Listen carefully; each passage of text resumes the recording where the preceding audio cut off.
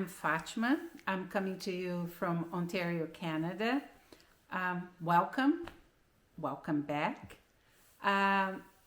It feels like it's been a while since I've been here, but I wanted to give you an update on what's going on. I've been a little bit overwhelming with all my projects. I had 5 knitting projects and maybe 5 spinning projects, and it was a little bit overwhelming, and I was trying to finish the stuff, but I need more hours in my day. But anyway, I would like to give you an update on where I am right now with all my projects. And it's the spring now. I'm glad it's raining, because now every day after work I have to go out to split some wood, and that takes some time, but it's good exercise, so I'm glad, I'm grateful. It's free energy for dyeing, for things in the winter, so it's pretty good. We also went canoeing yesterday. We have 2 waterfalls in our property, a big one and a smaller one. And they would come and join together and have 2 little creeks that would go around and go away. But I think that for the past 2 years, we have a beaver that came to our property, and we are very glad with that. We are hoping and praying for a beaver to come, and he came. And so now it's very interesting, because it's changing the creeks. The creeks are becoming more like a pond, and we now can go canoeing in our backyard, and that's really, really amazing. So this week we left the canoe down there, and we went canoeing for one day. We didn't film or anything. We just wanted to see how the creek, how the pond was, what had changed, if we still had the beaver there. And it was great, because we saw that there were more sticks everywhere where the water was going through. And because the land above us also has a beaver, the water is coming cleaner. So the waterfall has less foam, the natural foam that is caused by organic material in the water, because it's going down, it's sedimenting, and then the water is cleaner. So it's really good. I don't know if we have a chance to do it before we put this video up, but if not, we'll show you next time. So I'm gonna start talking about the projects that I'm going on. So I'm still working on that Kids of the North project. So now I have 3. I wish I had more, but I have 3 sweaters done. And this one was a free pattern on Drops. Drops is from wool that is sold in Norway, but they have a lot of free patterns, and I just adapt. You can easily check the gauge, and then you can use it. And I use a lot of their patterns for my hand spun yarn, and it turned out really pretty. And I knew from the beginning that I didn't have enough of the dark blue for this size, but because I had the light blue, I decided that I was more than required on the pattern. I decided to use it, and then I made some stripes just to get to the right size. It's for a size 7 and 8. I don't have a child to test it, but I think it looks okay. So I followed the recipe there, and I think it's pretty nice. And I do like working with 2 colors only. It's nice. So this is my first finished project. Then I told you last time that I decided to participate on mystery knitting, and I finished the shawl. It's pretty nice. I'm going to I'm going to soak this one and then block it. And the reason is because I like really long You can't see much, but I like really long shawls, and this seems a little bit smaller. So the interesting thing is that they send me the second part. Last podcast I was mentioning that in the first week I got the thing, and then I was waiting for the following week to get the second part of the shawl, and I couldn't get it. Well, after 2 weeks they sent me the second part. By then I was almost done the whole shawl.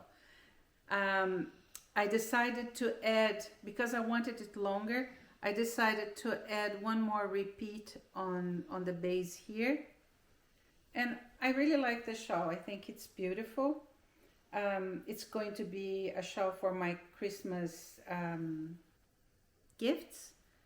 So close to Christmas, I will block it. I'm not going to block it now. I wove in the ends, but I'm going to block it near Christmas. So 2 out of 5. The yarn that I used was the Rowan wool. It is alpaca and English wool. It's nice. It's fairly soft. It's not a rustic yarn. It's nice. The pattern was telling me that I needed 726 yards or meters, and because of that I bought 3 skeins. I end up using 1.5 skein for the whole shawl. Maybe it's because I don't know why, but I used less. So lucky for me, Jen Neats in Halliburton said that once the lockdown ends, I can go there and exchange my yarn. So I think for me, the nice thing about this shawl, it was an easy knit. It was very nice to knit. But also because I tried a Rowan yarn that I haven't tried before, and I liked it. So I want to do that. I want to at least have a project with a commercial yarn so that I can try yarns, right? It was a good experience. I just have to exchange that now. Then ongoing projects. This is my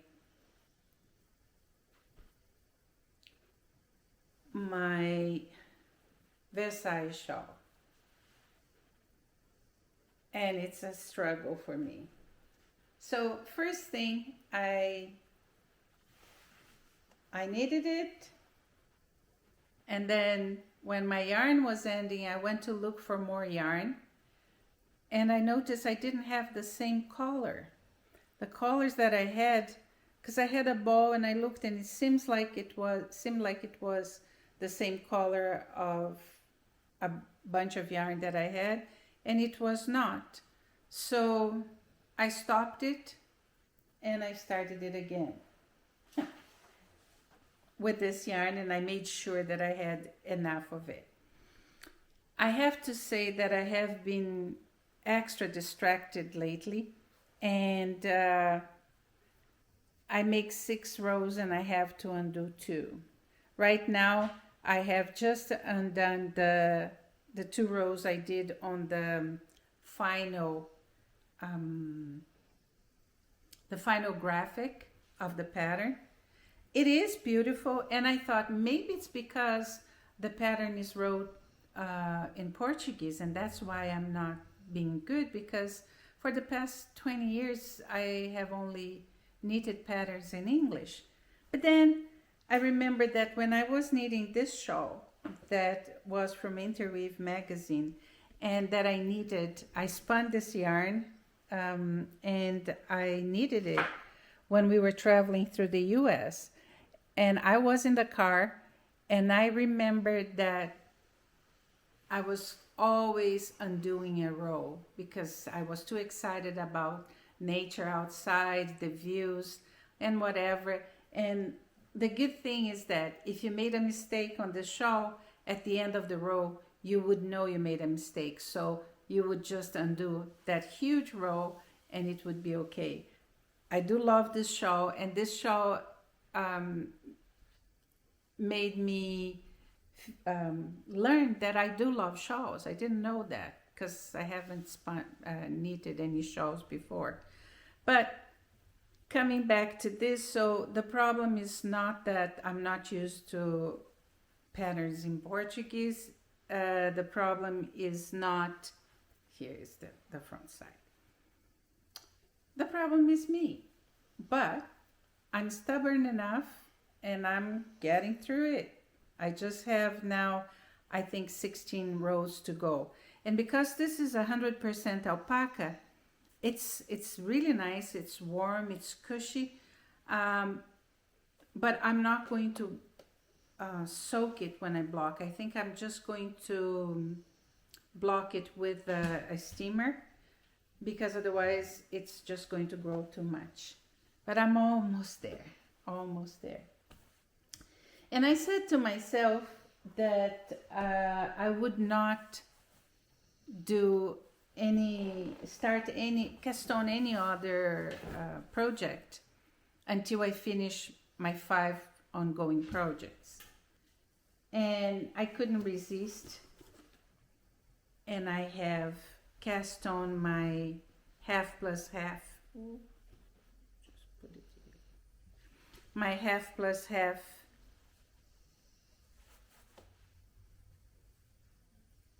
triangle shawl. So this is a free pattern. I see a lot of podcasters that are doing this, and I thought the interesting thing is that not only a lot of podcasters are doing this, but I think that all the podcasters that I saw with this shawl have done it more than once, or are doing their second now, or did 3, or have already bought yarn for 5 more shawls. So I'm in the beginning. I see that many people, like, it's very interesting because each person puts this intake. This is a very simple pattern. It doesn't even have a gauge for it, right? And if you use fingering weights yarn, you're going to need 6 skeins, 3 of each. And I'm not using fingering weights, so I'm using thicker. But I started it, and I dyed it. I showed last time that I had this yarn at home. It's wool of the Andes, worsted weight, and from Knit Peaks. And I dyed in purple and red. For some reason, I decided to dye just 3 skeins of the purple. So I hope I will be doing good. I'm doing the smaller size in terms of stitches. Let's see what's going on. But after I do some of this, and I'm now on a spinning project that has a lot of vegetable matter. So I'm trying to go through that spinning and this knitting project, the Versailles shawl. And the Versailles shawl is very special because it is a pattern designed by a Brazilian that is now going through a cancer treatment, and she designed this pattern to raise funds for her treatment. She needs to use medicines that are not made in Brazil, and they're very expensive. And the interesting thing is how the community went around it. It is a really nice project, and I think that's the other thing that makes me keep going at it, despite of all the undos. And believe me, there were many. And it's beautiful too. But after that, then you get this. This is so relaxing. That's why it's big. And believe me, I had started with more stitches, and then I figured that I won't be able to do 3 skeins for that bigger size. So I went to a smaller size, and I'm already here. It's just because it's really nice to knit. And I dyed all the skeins together, but you might have some difference here and there. So what I'm doing is I'm going to start blending the last rows. So I have just a little bit of yarn left over from the first skein. That's what I have. So I'm going to start now doing one row of each skein and then go on just with the other one. This way I have a smooth transition. I don't have like a line with different colors in case there is some difference, right? So this is my sixth project, let's say. One of the projects that I had before is that I needed this shawl as the challenged 5 shawls in 5 days, just because I wanted to play with it, but I wanted to use the yarn that I had. So I did this shawl, but it's small. And this shawl, you cast on as many stitches as you want, and you start decreasing stitches.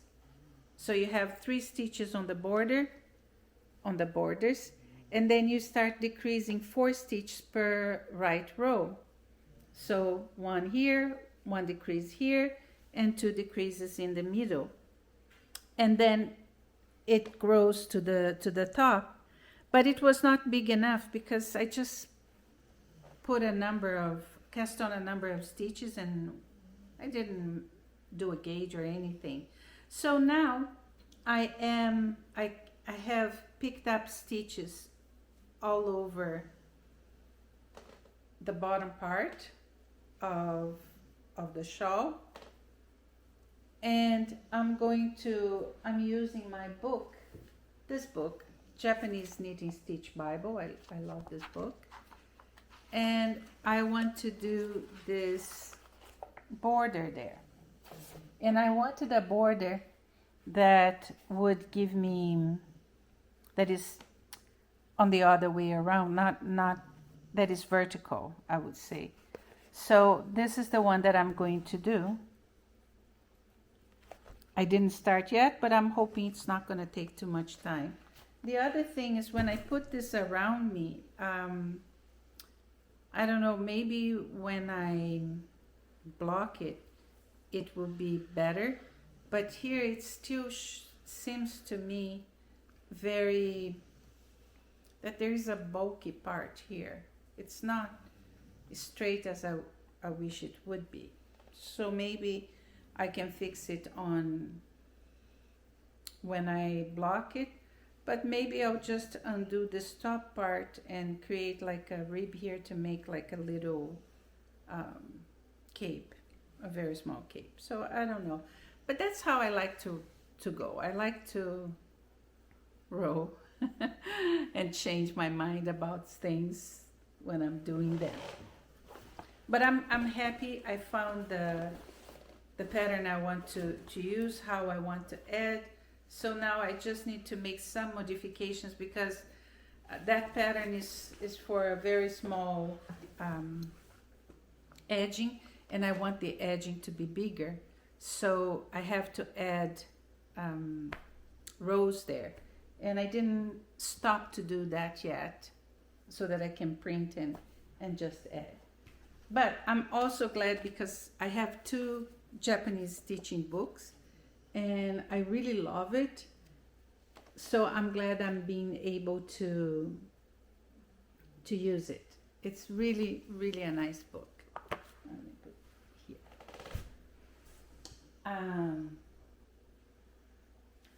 Then we come to spinning. So I have a few projects to spin that I want to spin. My first project was my Merino 4-ply.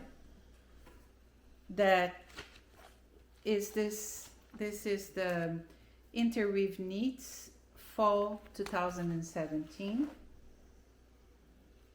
I really want to do this sweater as it is because I like it. I like it very much. I like the hood, and I think that if I do it well and if I like the results, this is a pattern that I'm going to make a few of them, not with the same design like Fair Isle design, but using the structure to make new cardigans because I really like that. So I had made a sample that I showed you last time, and I didn't quite like the color combination. I thought that I needed an orange to go with the yellow. So I went and I spun over a kilo of 4-ply yarn, and I dyed this orange that I wanted to go with my yellow. And then I had still almost 600 grams that I dyed on this red. That is these two colors. The orange is this red and this yellow together. So now I have these two more colors. And I said, okay, now I can start. The other thing is I had this green, was not a solid color. Let me just find a place to put this. So this green was not a solid color. And I decided that I didn't want a green because I thought that a brown would be nicer with my yellow and my orange. The issue is that I forgot that when I did my sample dye, because I got a little bit of the yarn and I dyed with red, but I was using my food dye to over dye that yarn, and my red, my food dye red is very strong. It's not really a bright red. It's more like it's not a purple, but it's a dark red. And that's not what I wanted. But I forgot it. So on the sample, I put 50% the red dye together with 50% of the food dye yellow, and I dyed on that. So when you use 50 and 50 in the dyes that I have, at least in this batch, what happens is it becomes a vibrant red, and it becomes this red here, because that's what I did. That's how I got this red. But I forgot. And then when I put it on the top, I had, first of all, my initial yarn was not a solid green. It was a green, tones of greens with the yellow in it. But then when I put the red, it really got the red in some parts of the skin, and I said, oh gosh, that's not what I want. I didn't want a purple. So what I did is I put red dye, more citric acid, and put everything to dye again, to over dye again. And then I got this beautiful melange of colors, because you have some dark reds, brownish reds, and then you have some yellow. You can still see some green underneath the skein. And I personally I have seen some examples of Fair Isle where people have a solid skein and then a variegated skein. And when you put them together, they look really good. So I still don't know how it's going to be. But then I now subscribed on Facebook on a group for Nordic knitting. And I saw a beautiful sweater that had purple, because purple is the basic color of this sweater, with light blue. So now I'm spinning another at least 400 grams of light blue of white skein. So I do have 2 bobbins already spun. These are lace bobbins, but I think I have around 70 grams of yarn in each one. So I have more bobbins to fill, maybe 3 or 4 more. And then I will dye it light blue. So I haven't started my sweater, and I have, I would say, at least 3 kilos of fiber here waiting for me to be ready to start. I will do a sample and then see how it goes after I finish spinning and dyeing my blue one. I also have a green and a gray. That interesting. I love the colors, but I can't use them together. I think the value is the same, and they don't give any contrast. They don't look good together. And I have the lilac that I thought would go good together, but I did a sample with them. My first sample was using the 2 together, and I didn't like the combination either. So now I have a bunch of 4-ply yarn, merino yarn that I have spun, and that I have more. I also have this green that I cannot use for that specific pattern. I would like to, because I don't have enough yarn. But because I'm gonna have a lot of leftovers, I'm going to use this together with the other colors in the future. So this is my project going on. And then I have this is what I call mystery fleece. I was given by a friend. I'm making a video of what's going on with this fleece. There were some times in the video when it's ready, you're gonna see that I look a little bit depressed, and I was. But when I look at the skein, it is so beautiful. My husband wants it to be something for him. I'm going to see how many skeins I can get to see if I can do something for him. If not, I'll do a vest. There's more to this yarn. If you're interested, wait for the video, because I'm going to put a lot of thought processing on what to do with this skein. But I love it. It's just so beautiful. The color is amazing, and it's pretty soft. I would say it is as soft as the other one. So now I go to the parts of acquisition. So I watch a podcast. It's Hathorn Cottage Craft, and she's in Scotland, and she showed this sock blocker, but I don't think it's really a sock blocker, that is made by Yarn Works in the UK, and I think it's really good.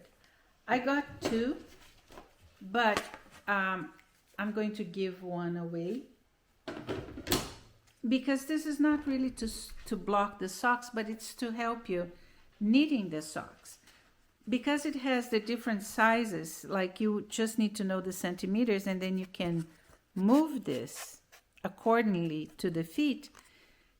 So if a person gives you the measurement of their foot, you will know when you have to start increasing. And I have 2 pairs of socks. I was knitting 1 pair of sock for my husband, and I did the first sock complete. Another thing that I normally don't like to do, I like to do them together.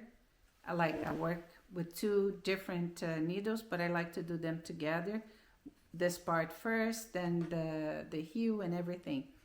But because I did one and then I did the other, and I don't know what I did. But the thing is, one was much shorter than the other. So lucky enough, I had enough yarn and I finished the 2 pairs of socks, one for my husband and one for me. But with this, it's much easier. You just put it on here and you know where you have to increase. Mainly because my preference is to knit toe-up socks. So this is perfect, and I'm very happy. I got it from Yarn Works, and it came pretty fast. Pretty fast. Way faster than my scale, my Yarn Yards balance that I got from the US. So mostly I do hand spun, and I wanted a way to know how to get how many yardage I had spun. And when we were doing the training, we were told about this scale. It is supposedly to be simple, but somehow it didn't work for me. I don't know what I did wrong. So what you do is you have this here. Oh, here. No, sorry. You have it here, and you put the skein, a little thread of your yarn here, and when it's balanced, and you cut the skein until it's balanced. But somehow it didn't work for me. So if you know, I did what the thing said to do, but it didn't work for me. If you can give me any hint on how to use this, I would really appreciate, because that would reduce the amount of yarn chicken that I have. And for some reason, I bought it on Etsy, and I think her name was Amy. She really put it on the mail to Canada the following day, but it arrived, I think, in Chicago on December 7th. I think she put on the mail on the 4th. It arrived in Chicago December 7th. And it took 1 month to get across the border. And from across the border to my home, it took another 5 or 6 days. I don't know why.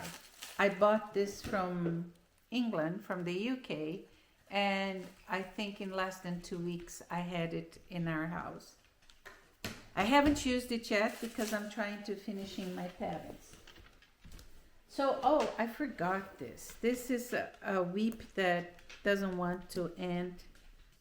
I'm not motivated. I'm talking about it again to see if I get motivated to finish this pair of socks. I really love it. It's beautiful. Luckily for me, I was able to finish where you start to do the foot. So at least I won't have to think where I am. I know it's exactly where and how to start. The other thing I want to do with this is I want to check how I'm going to knit this, because I knit Portuguese style. And when you're knitting Portuguese style and doing collar work, you normally work from the back side and you do purls instead of using knits. But the problem with that is that you don't see the pattern. And in this case, if I don't see the pattern, the amount of mistakes will be huge, because the pattern is not a repetitive pattern, as you can see. It's beautiful, not repetitive. So I will try to mix continental and Portuguese knitting, like one thread over the neck, around the neck, and the other continental. But that didn't make me motivated me very much. So I ran out of my scour, and again, I'm in a very distracted phase in my life. So I went to the Fibre Garden website, and I saw this. I didn't see, when I looked there, I didn't see the scour. I said, oh, maybe they stopped selling the scour and now it's the Fibre wash. And then, no, it was not. And I was very strong. When I bought this, I bought 2 of it, but I bought no fiber. And then it arrived, and I was looking at it, and I said, no, this is not Power Scour. So I do need Power Scour. So I went there, and again, distracted. I didn't see the size. And I got the Power Scour, but it's a very small amount. So for the number of fleeces that I still have to wash, this will go pretty fast. I got 2, so I'll probably have to buy some more. So from the fleeces that I had Wednesdale that I washed completely. I didn't work on it yet. I had my Cormo, baby lamb Cormo, that I washed almost all of it. I didn't finish it, but almost all of it is done.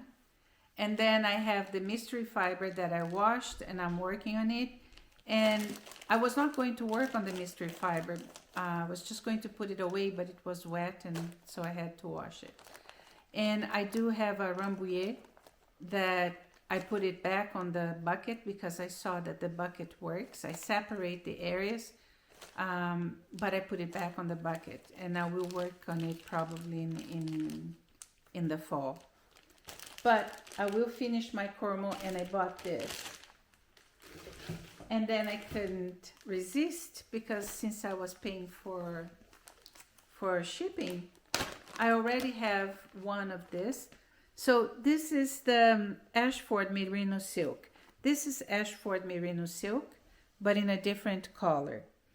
And that's what I used. So I now have 2 packs of this beautiful fiber.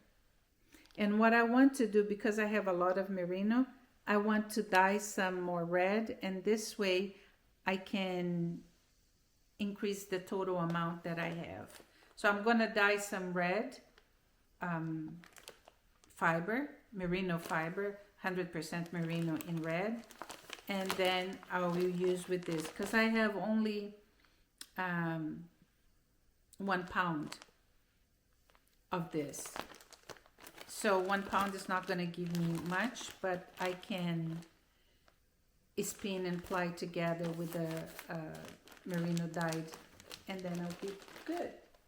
So this is what I got. Then it's still in acquisition. I decided that I wanted to make some project bags because I don't have enough. I've been doing too many projects and I don't have enough projects bags.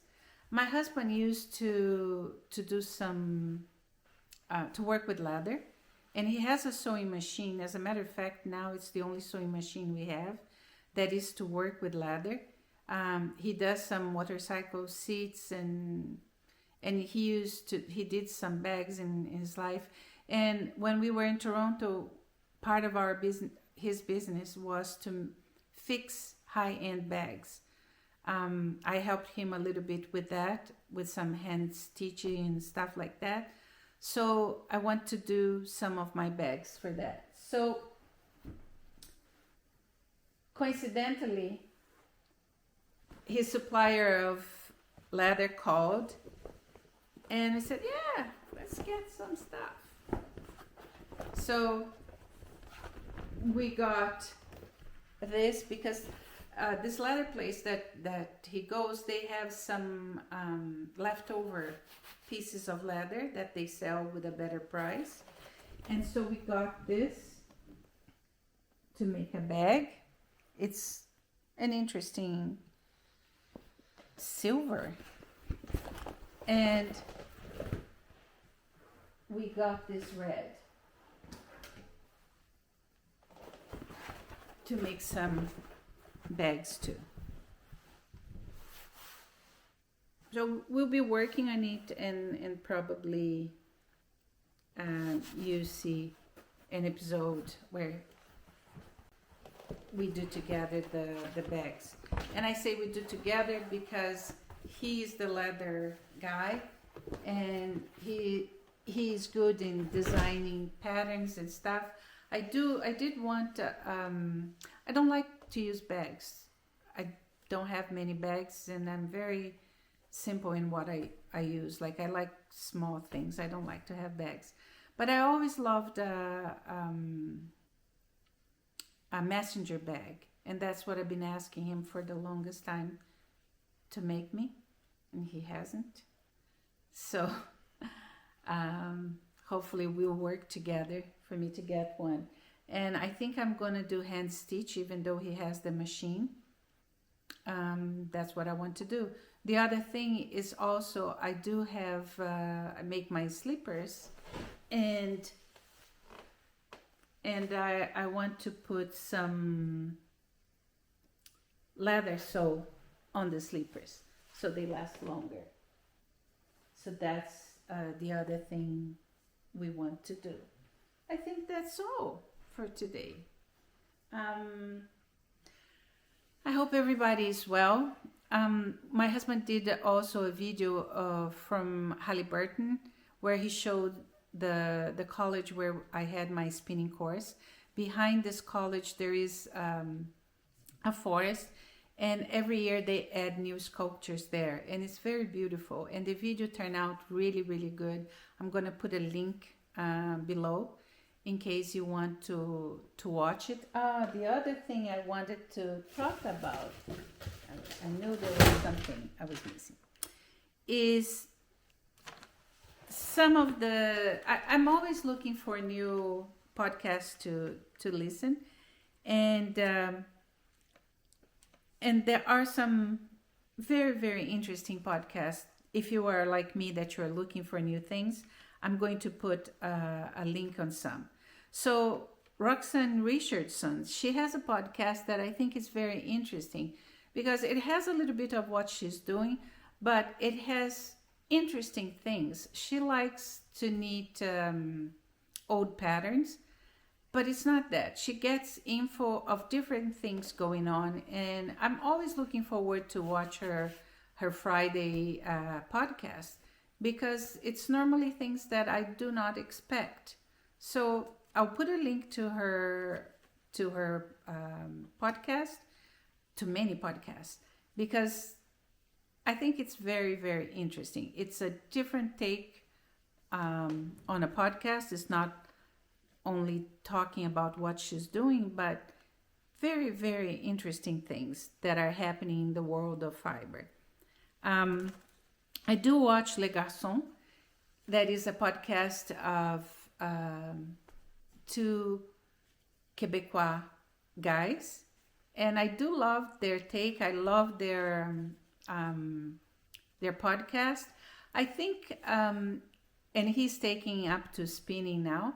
So it's very nice. They are two designers, Canadian designers, knitwear designers, and I do like their podcast. I like podcasts that give me tranquility, and Amy is the next one that I've been watching even longer. She's also from Scotland. It's the Meaningful Stitch. Her videos are really nice. She loves shawls, and she makes some beautiful shawls. But not only that, also the jumpers that she makes are really nice. So I like to see her projects. Her projects are always interesting. For me, they are different. It's not what I'm used to, and I really like. And she has a very nice character. She's happy, but very calm. So calms me down. I like it a lot. So I was also I watched Saratoga Knitting, and she reminds me very much of my good friend Rosalind, and that makes me feel comfortable with her. Like it's a thing, and I like her projects very much too. And the interesting thing is that both Saratoga Knitting and also Roxanne mentioned the podcast Yarns at Young Who. If you have heard about Elizabeth Zimmerman, and if you want to know more about her, in this podcast they have a series of 4 episodes where they are talking about her and about knitting in the 50s, and it's a very interesting podcast. It's not a visual podcast, it's just the sound, right? So I like doing that when I'm doing stuff that I cannot watch. So if I have a more intricate knitting, that's a good podcast to listen to, because you don't need to look, you just hear. And then my friend Chris is the same group, like we did our course together, Chris, Michelle, and Rosalind. And Chris sent me a link to Colin Yarns. She is from England, and in this specific episode, I'm going to put the link below too. She shows where a company in the UK that sells samplers from different breeds, sheep breeds. So that's pretty cool. I didn't buy mine yet, but as soon as I get a little bit less overwhelmed with my spinning, I'll do that.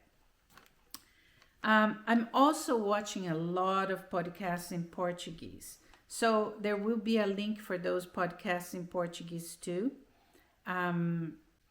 If you speak Portuguese, I totally suggest that you watch it because they are really nice. I'm watching some podcasts in Spanish because the Spanish and Portuguese is very close, so you can watch. I'm going to put the lines there. And that's pretty much it. So I hope you are having fun, that you have knitted a lot while we are talking here. And I hope to see you soon. Take care. Bye-bye.